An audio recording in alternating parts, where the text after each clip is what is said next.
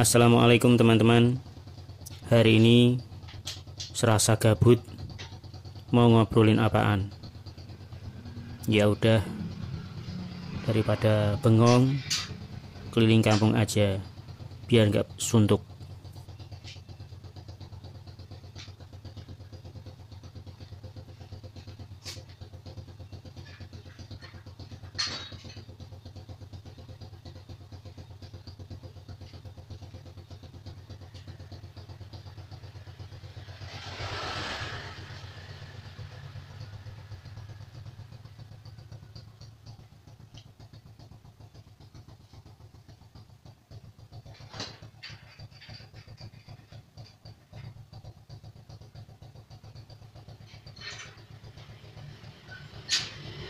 Sehat-sehat selalu teman-teman, dan tetap semangat ya.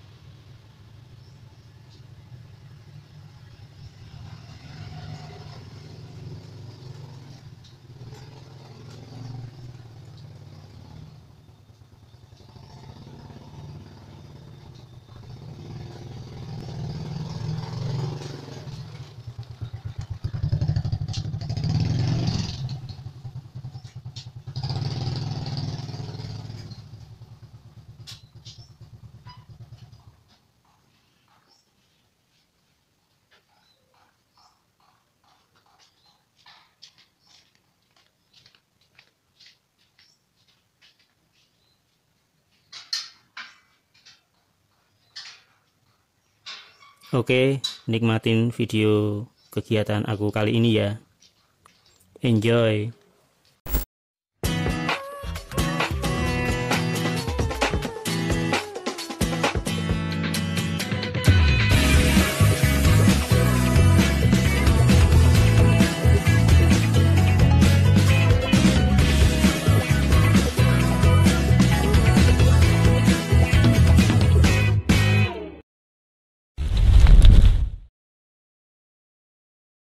Itu di akhir periode si Donald Trump ini, Donald Bebek, ya, itu berhasil dia membujuk dan menjerumuskan 4 negara Arab untuk normalisasi politik dengan Israel.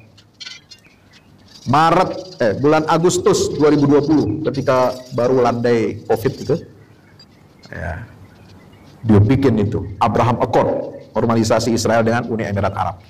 September dengan Bahrain tahun yang sama. Oktober dengan Sudan 2020, Desembernya dengan Kerajaan Maroko.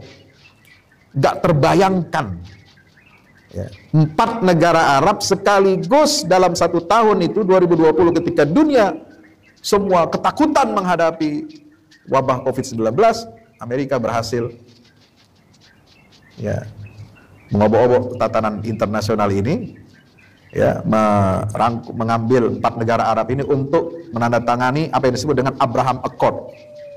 Kesepakatan Abraham itu yang menjadi payung politik untuk normalisasi Israel dengan bangsa-bangsa Arab. Ya. Dan di bawah Abraham Accord itu bukan hanya normalisasi politik, juga ada normalisasi budaya dan agama.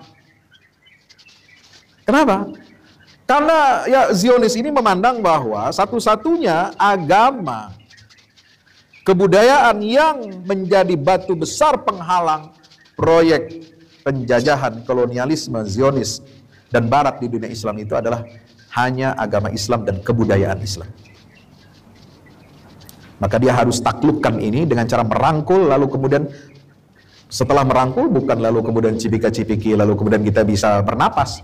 Rangkul, ente dirangkul sampai dipeluk sampai ente nggak bisa napas sampai mati. Nah itu maunya mereka.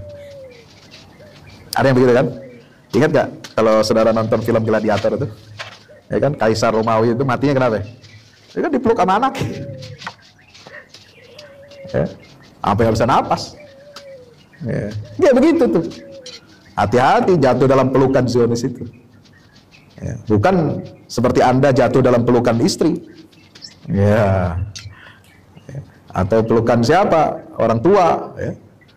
Bukan. Ini ingin menghancurkan, proyek untuk menghancurkan, bukan hanya menghancurkan teritorial, bukan hanya proyek untuk merampas dan menjadikan Israel itu sebagai anjing penjaga kepentingan Amerika, watchdognya Amerika, jadi polisi regionalnya Amerika di Timur Tengah, karena polisi dunia kan dia Amerika nih.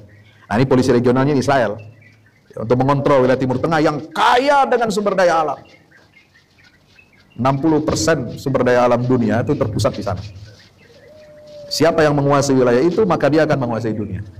Maka dibuatlah Israel. Makanya terkenal ucapan Joe Biden ya, kalau Israel nggak ada, kita yang harus mengadakan. Amerika harus mengadakan itu. Dan memang sudah terbukti dari awal memang begitu konsepnya kan. Nah, hadirin dirahmati Allah Subhanahu wa taala, apa katanya?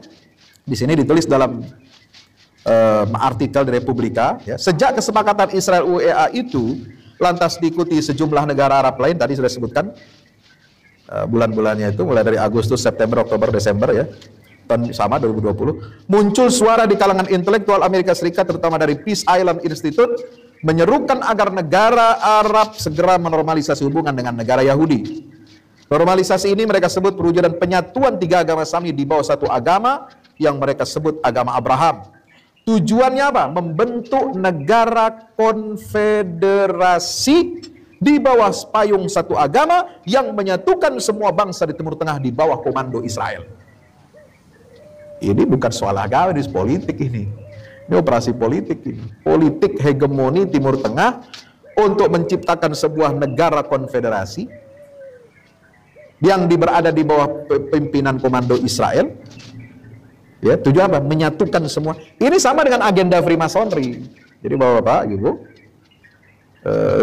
sebelum ada Zionis itu dikenal di kalangan gerakan bawah tanahnya Yahudi itu ada disebut dengan Freemasonry. Sampai sekarang masih hidup.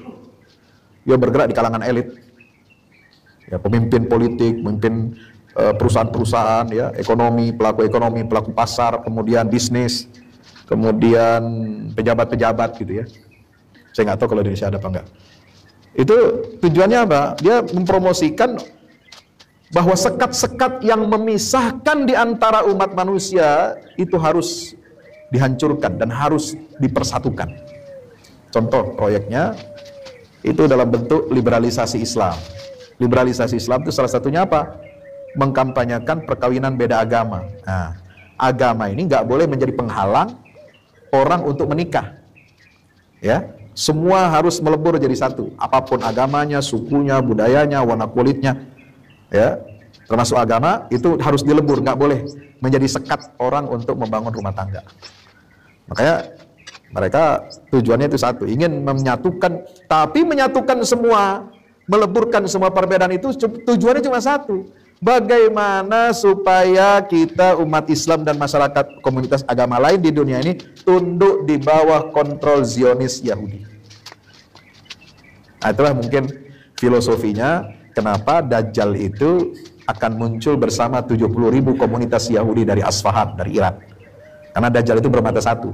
Dia mengendalikan seluruh dunia ini dengan jaringan-jaringannya itu. Itulah filosofi yang dibangun oleh Yahudi dan Zionis serta Freemasonry untuk meratakan jalan untuk kedatangan Dajjal itu.